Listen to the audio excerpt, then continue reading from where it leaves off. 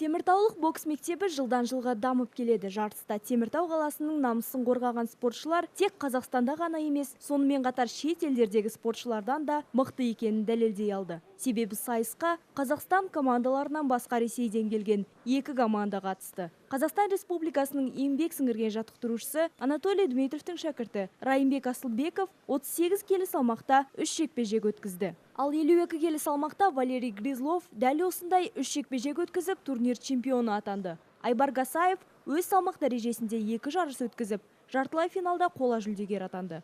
Ақтаудан келген спортшылар да 3 алтын алып жоғары нәтиже көрсетті. Қазақстан Республикасының еңбек сіңірген жаттықтырушысы 3 дүркін әлем чемпионы Алмат Серімов шәкірті Азамат Алиханов 28 келі салмақта өнер көрсетіп, 3 жекпе-жектен кейін күміс жүлдегер атанды.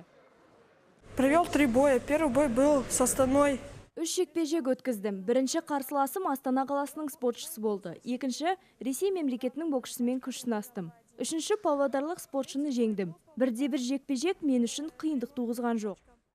Сначала было страшно, потом уже нормально. Басында біраз қорқыныш болды. Дегенмен жекпе-жек барысында қорқыныштың барлығы жойылып кетті. Тренировать детей я начал не так давно, в марте месяце. Балаларды жаттықтырумен айналысып жүргеніме біраз уақыт қана болды. Азаматқа келетін болсам, талпынысы өте жоғары бала. Бірнеше қалалық олимпиадалардан жүлделі орындармен оралған. Дайындығы жоғары. Жаттықтырушылардың айтуынша турнир жоғары деңгейде өткен. Олардың сөзіне сүйенсек, осындай турнирлер өсіп келе жатқан жас спортшыларға үлкен мүмкіндік береді. Такие соревнования, конечно, можно не только подготовленных ребят возить. Осындай жарыстар жас спортшылар үшін өте жақсы мүмкіндік. Олар тек жеңіске ғана қол жеткізіп қоймай, тәжірибе алмаса алады. Желтоқсан айында Теміртау қаласының жас спортшыларымен бірге жаңа жыл қарсаңында турнир өтетін болады. Бүгінде боксшылар алдағы жарыстарға дайындықты бастап кетті.